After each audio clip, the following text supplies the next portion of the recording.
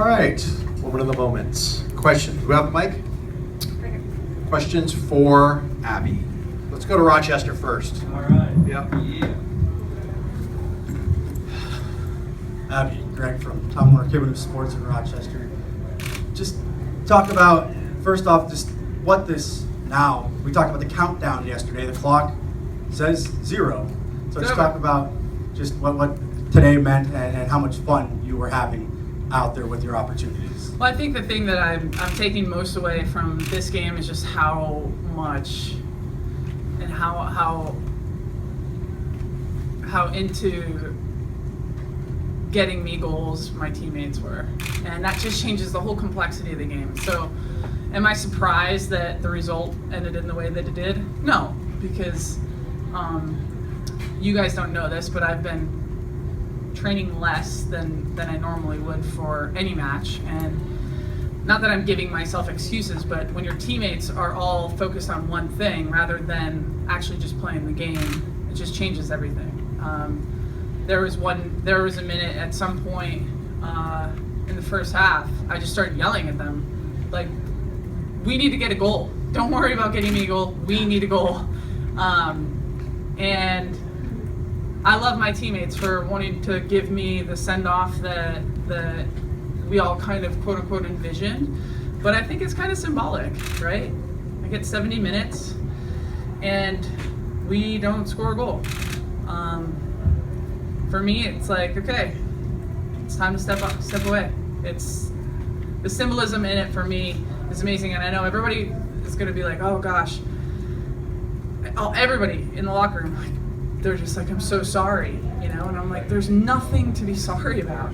You know, today wasn't about getting a result. It was about celebrating not just my career, but the chances that I've had with all of my other teammates and the time that I spent with them. I will say this, if Hope scored on that header, I may have died, literally. I don't know if you could describe what it was like just walking off that field for the last time, and then just the applause, the ovation, and kind of knowing that is the last time. I'm happy that I kept it together emotionally. When I got in the locker room, it was a little different because I was alone, right? My teammates let me do the walk-off, and I think everything kind of just hit me that, you know, this was the last time I'd be taking the jersey off. You know, this is the last time I'd be hanging out with my teammates in the locker room, and they're all happy tears. You know, I'm not questioning whether I should retire or not.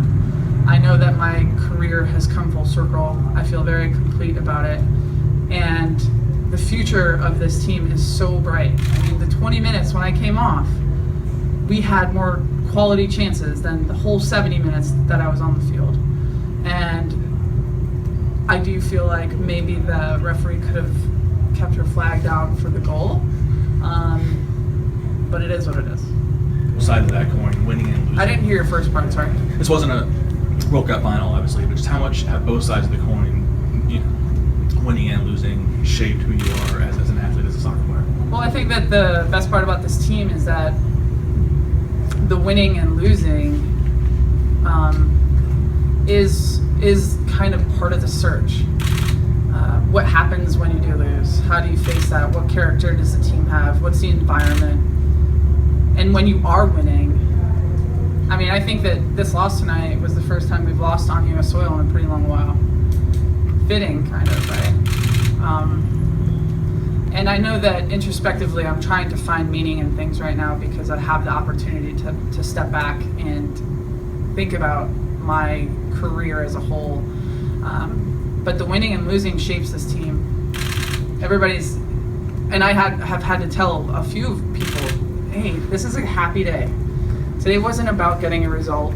I know that China's really happy about the result that they had.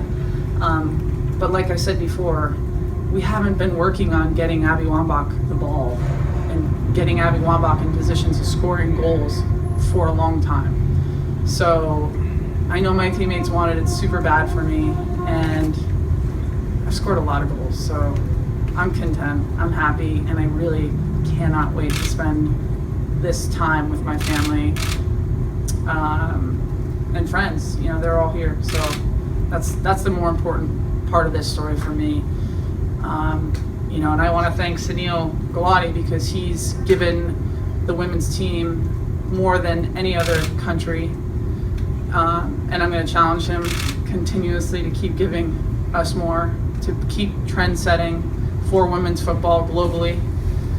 And, you know, until I'm dead, I might be the most annoying person to Sunil Gulati, but I think that we respect each other enough that he wants the same things. And getting from point A to point B, I want it to happen a little bit faster than that's likely to happen. But the reality is he's given so much to this program personally for me, and I know that he will probably tell me later all the opportunities that I had tonight that I didn't finish, to walk off into the sunset with the best story. But I just wanted to thank Sunil and US Soccer for giving me the platform to have what I have. And obviously my family's here.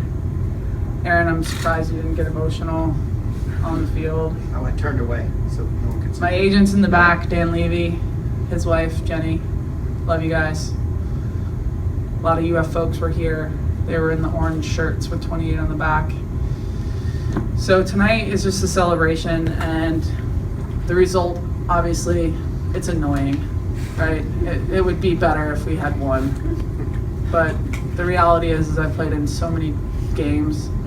This result doesn't shape or determine or define my career.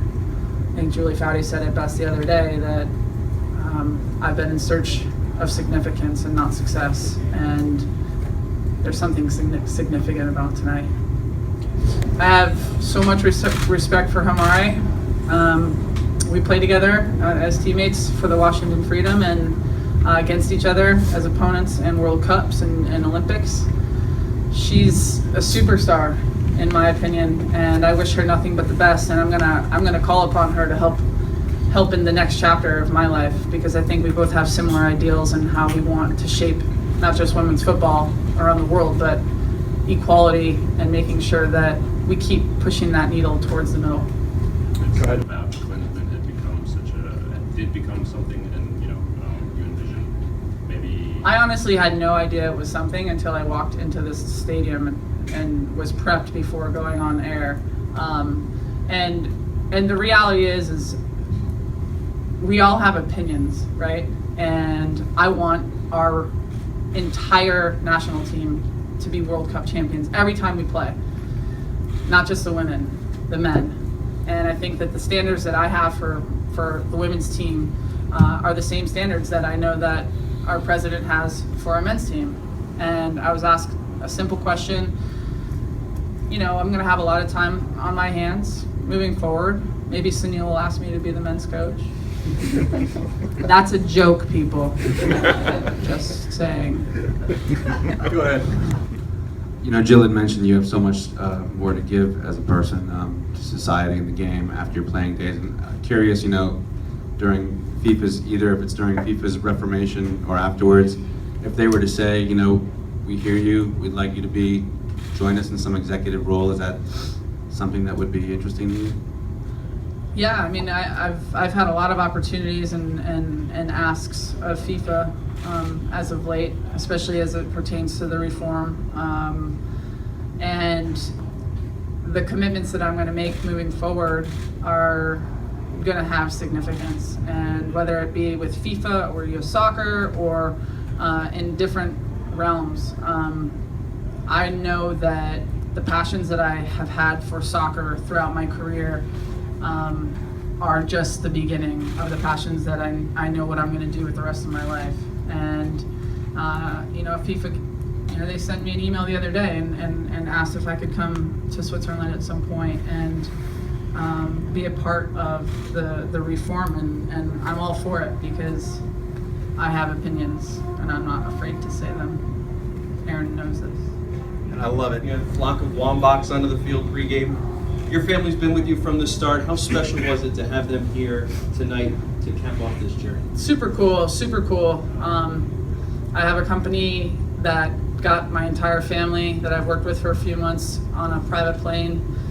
I'm flying back to Rochester tomorrow on it, and they don't even want any press for it. And the fact remains for me that for a company to do that for me and for my family touched me so much, and my family's uber pumped because the plane was dope.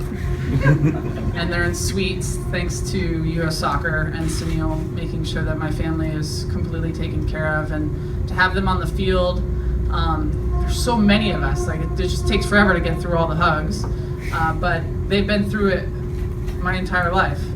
They've been there every step of the way, whether it's them watching on a small television set in Thousand Islands trying to see me and all of our Olympic successes, or whether it's me hanging out with their kids, being Aunt Abby and buying them really cool toys. I'm so happy that they were all able to come without their kids, because tonight's going to be a lot of fun. Last one. Just want to be remembered for your legacy As it pertains to soccer, in general.